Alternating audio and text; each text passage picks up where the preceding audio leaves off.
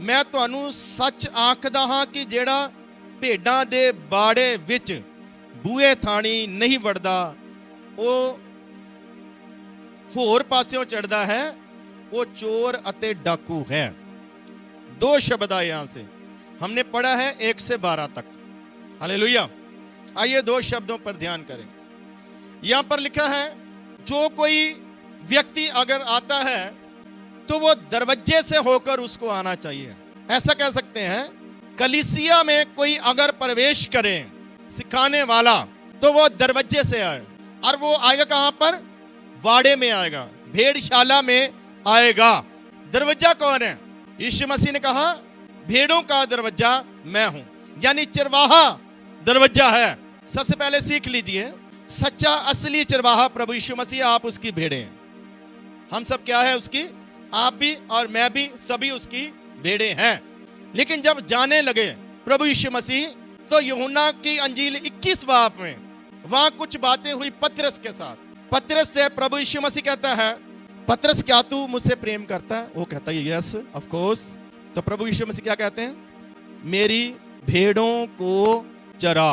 फिर पूछते हैं पतरस क्या तू मुझसे प्रेम करता? अभी तो पूछा था, फिर पूछा पतरस क्या तू मुझसे प्रेम करता? वो कहता है यस, हाँ जी करता हूं। चल ठीक है, फिर मेरी भेड़ों की रक्षा भी कर। पतरस खुश हो गया, कहता ओके। फिर प्रभु ने साथ ही पूछ लिया तीसरी बार, पतरस क्या तू मुझसे प्रेम करता है? वो कहता है यस करता हूं। तो वो कहता ठीक है, फिर ले ले अनुविचार, मेमने हैं जो छोटे हैं उनको भी क्या कर? चरा। 3 बार उसको बोला। 3 बार पता क्यों बोला? क्योंकि 3 बार उसने इनकार किया था। 3 बार इनकार करने से रिश्ते टूट जाते हैं। आपको पता है ना मैं क्या बात कर रहा हूं? 3 बार इनकार करने से रिश्ता क्या होता है? कुछ कौमों में टूट जाता है। रिश्ता टूटा, प्रभु यीशु मसीह ने 3 बार क्या करवाया? इकरार करवाया। पहले उसने इनकार किया था, नहीं मैं इसको नहीं जानता। हालेलुया। अब प्रभु ने उससे इकरार करवाया, मैं प्यार करता हूं आपसे। आमीन हालेलुया। तो प्रभु यीशु मसीह ने अब अपनी भेड़ें पतरस के हवाले कर दी। अपना झुंड अब किसके हवाले कर दिया? पतरस के हवाले। हालेलुया। कहने का मतलब अच्छा चरवाहा यीशु मसीह है, लेकिन यीशु मसीह अब स्वर्ग में जा चुके हैं। अब उसने अपनी भेड़ें, अपना झुंड आज चरवाहों के हवाले कर दिया है, दासों के हवाले, सेवकों के हवाले कर दिया। तो जो दास, जो सेवक भेड़ों को अपना झुंड नहीं समझेगा, वो उसमें सही से काम नहीं करेगा। आमीन हालेलुया। अब उसको अपना मानना पड़ेगा कि अब जो भेड़ें मेरी है तो उसकी, लेकिन उसको काम कैसे करना पड़ेगा? ये मेरी भेड़ें हैं और मुझे इसमें क्या करना है? जिम्मेवारी से काम करना है, क्योंकि मुझे अपने पिता के सामने इनको पेश करना है। और चरवाहा कितना बड़ा काम कर रहा है आज, कि भेड़ों को परमेश्वर के राज्य के लिए तैयार कर रहा है। और तैयार करने के लिए उसको सब तरह का प्रचार करना पड़ेगा, सब तरह से सिखाना पड़ेगा, सब तरह से उसको बातें करनी पड़ेगी। आमीन हालेलुया। तो आज अगर कोई झुंड में आएगा कोई और चरवाहा, तो उसको दरवाजे से होकर आना चाहिए। दरवाजा कौन है? सेवक, जो चरवाहा है, उसकी जानकारी में हो। लेकिन आज ऐसा नहीं चलता है। आज दरवाजे के बीच से नहीं लोग आते हैं। इसलिए यीशु मसीह ने कहा था चौकस रहना, भेड़ के रूप में भेड़िया भी आएगा। और आज बहुत सारे भेड़िए घरों घरों में घुसते हैं, तोड़ने वाले, काटने वाले।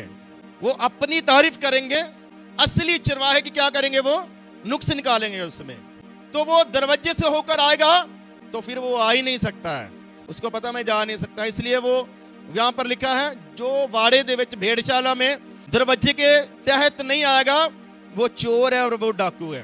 चोर का काम क्या है? चुराना। अब भेड़शाला में अगर वो क्या चुराएगा? अब वो भेड़ों को चुराएगा।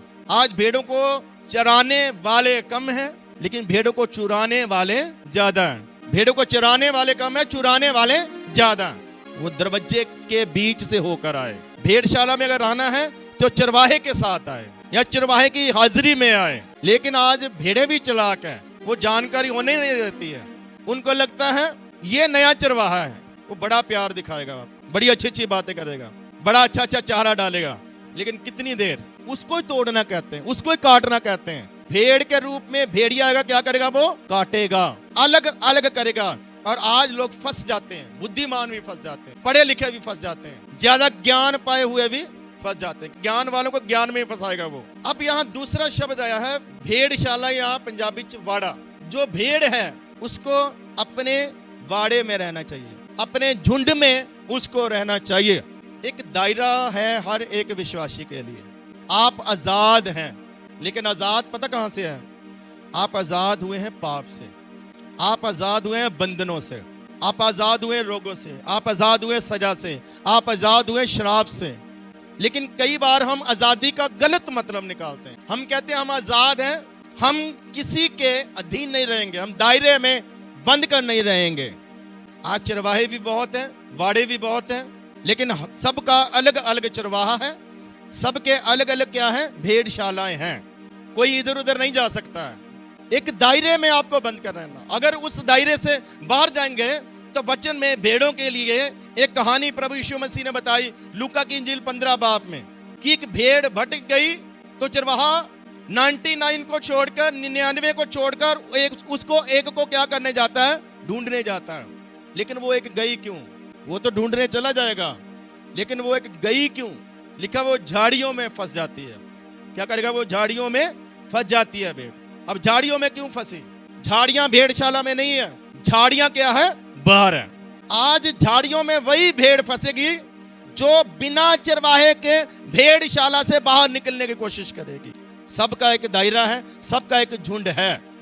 अगर उस झुंड में रहेंगे तो प्रभु यीशु मसीह ने रक्षा करने के लिए कहा था, लेकिन अगर रक्षा कहां पर करेगा? चरवाहा उस दायरे के अंदर जो भेड़ रहेगी, जो भेड़शाला में रहेगी, उसकी रक्षा होगी।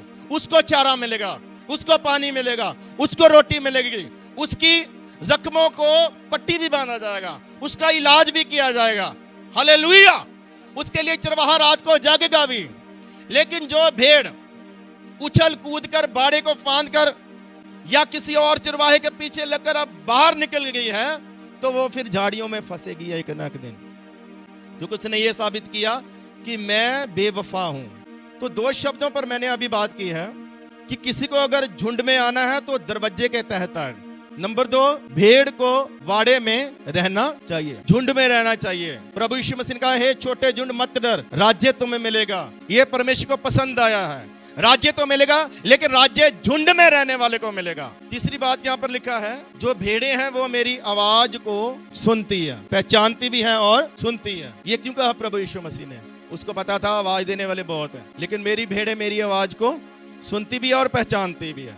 आपको सुनना भी है और आपको अपने चरवाहे की आवाज को पहचानना भी है। ये गलत आवाज तो नहीं है, मेरी आवाज को सुनती है। 4 आयत में लिखा है, उन्हां दे अगे अगे तुर पैंदा है। चरवाहा भेड़ां दे किथे तुरदा है? अगे अगे। तो भेड़ों को क्या करना है? उस चरवाहे के पीछे पीछे चलना है। इसको बोलते हैं फॉलो करना। चरवाहे नु की करना है? फॉलो करना है। फॉलो करना मतलब उधे पीछे चलना है। आजकल की जो भेड़े हैं ना, वो आज दुनिया में, संसार में बहुत सारी भेड़े ऑनलाइन भेड़े हैं, जो कहीं चर्च नहीं जाएगी, संगति नहीं करेगी, जिनका कोई पास्टर नहीं होगा, अगुआ नहीं होगा। वो घर में बैठेंगे और ऑनलाइन क्या करेंगे? शिक्षा लेंगे, टीचिंग लेंगे। टीचिंग ले सकते हैं, सुन सकते हैं। ऑनलाइन भेड़े हैं और ऑनलाइन ही आज चरवाहे हैं। चरवाहे के पीछे पीछे चलना है। किसके चरवाहे को? अब किस झुंड की भेड़ों को, मान लीजिए ये झुंड है, तो इस झुंड को किस चरवाहे को फॉलो करना है? ये वाली कलीसिया को किसको फॉलो करना है? अपने पास्टर को। आप किसी और को फॉलो नहीं कर सकते। सुन सकते हो लेकिन फॉलो नहीं कर सकते। लेकिन आज एक ट्रेंड बना हुआ है, एक नया ट्रेंड निकला है, जो आपको सुनाना चाहता हूँ, सिखाना चाहता हूँ कि जाना तो अपने चर्च है, लेकिन किसी फेमस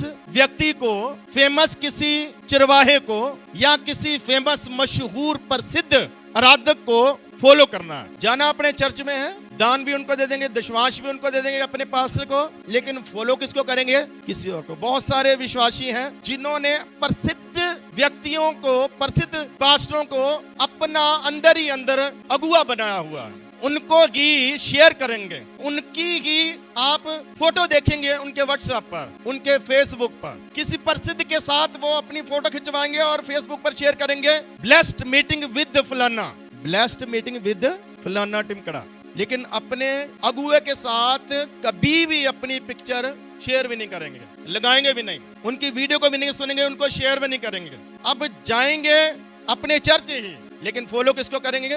किसी मशहूर के साथ अपना नाम जोड़ने की कोशिश करेंगे। तो दूसरी कलीसिया देखेगी, वो भी उसकी फोटो, उसकी वीडियो सुनेगा, शेयर करेगा, लेकिन जाएगा कहां पर? वो अपने चर्च। मतलब बहुत सारे लोग जाएंगे अपने चर्च, लेकिन फॉलो अपने चरवाहे को नहीं करेंगे, फॉलो करेंगे किसी और चरवाहे को, क्योंकि वो क्या है? प्रसिद्ध है, वो मशहूर है। तो ये ट्रेंड चल रहा है, इस ट्रेंड में आप मत फंसना। जो ऑनलाइन विश्वासी है, किसी झुंड का हिस्सा नहीं, किसी वाड़े के अंदर नहीं है, वो सुन लेंगे, वो सीख लेंगे, डायरी पर नोट कर लेंगे, लेकिन कहीं उनको प्रार्थना की जरूरत पड़ जाए, कहीं उनके घर में कोई प्रोग्राम आ जाए, वो कौन करेगा? उनके फंक्शन कौन करेगा? हालेलुया। उनके घर की मीटिंग्स कौन करेगा? फिर अगर वो नहीं करेगा तो फिर किसी को भाड़े पर लाएंगे। और ये शब्द भी वहां पर लिखा है, भाड़े के अयाली, भाड़े के चरवाहे। तो जो भाड़े का चरवाहा है वो फिर भाड़ा लेगा, आपके साथ कीमत तय करेगा। हम आएंगे, लेकिन हम ऐसे इन शर्तों के ऊपर आएंगे, लेकिन जो आपका चरवाहा है वो फिर वो शर्तें तय नहीं करेगा। तो ऑनलाइन विश्वासी बनने की कोशिश मत करो। जो संसार में गलत ट्रेंड चल रहे हैं, उन ट्रेंड का आप हिस्सा बनने की कोशिश मत करना, वरना आप कभी ना कभी ठोकर खाएंगे। वचन में लिखा कि अंत के दिनों में, ये अंत का समय चल रहा है, कि लोग अपने कानों के स्वाद के लिए, कानों के खुजली को मिटाने के लिए ढेर सारे गुरु बनाएंगे। एक या दो नहीं, कितने, बल्कि ढेर सारे। पौलुस कहता है, हो सकता है तुम्हारे उस्ताद बहुत होंगे, तुमने बना लिए होंगे, है नहीं, तुमने क्या कर लिए होंगे? बना लिए होंगे, लेकिन वो कहता है अधिकार मेरा ही है। तुम पर अधिकार किसका है? मेरा ही है। बल्कि वो एक शब्द बोलता है, वो कहता है प्यो मैं ही हूं, पिता मैं ही हूं, ਤੁਹਾਡਾ बाप, ਤੁਹਾਡਾ प्यो मैं ही हूं। आज लोग अपने बाप को तो बाप नहीं कहते, लेकिन जो असल में बाप है नहीं, उसको अपना जाकर बाप बनाते हैं, उसको अपना पापा बनाते हैं। जो अपने चर्च में अपने पास्टर को सही से बुलाते तक नहीं, वो दूसरी जगह पर जाकर दूसरे सेवक को क्या बुलाएंगे? फादर बुलाएंगे। छोटे चर्चों की क्या प्रॉब्लम है? वो अपने चरवाहे के प्रेम को, उनकी कुर्बानी को ध्यान नहीं देते हैं। जो उनके घरों में जाते हैं, उनके लिए प्रार्थना करते हैं, उनके लिए जागते हैं, उनके साथ हॉस्पिटलों तक जाते हैं, कोर्ट कचहरी तक जाएंगे, थानों तक जाएंगे, उनका प्यार नहीं नजर आएगा, लेकिन दूसरे का छोटा सा प्यार ही नजर आ जाएगा। कदर करो उनकी जो आपके साथ रहते हैं, ऑनलाइन नहीं, जो आपके साथ जुड़े हुए हैं। वो झुंड, वो चरवाहा, भेड़ों को अपने चरवाहे को ही फॉलो करना है, ना कि किसी दूसरे चरवाहे को फॉलो करना है। दुनिया में बहुत सारी शिक्षाएं हैं जो भटकाने वाली हैं। अगर किसी शिक्षा को आपको ग्रहण करना है, तो उससे पहले क्लियर करो अपने पास्टर से, क्या ये बात सही है या नहीं सही है।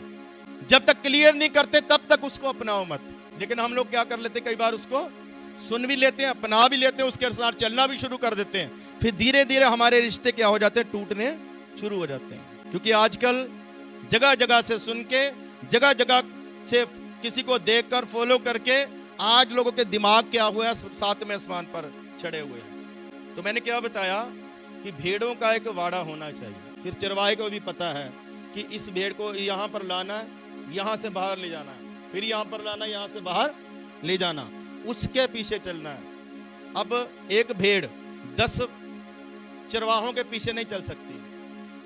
कि चल सकती है? 10 चरवाहों के पीछे नहीं चल सकती है।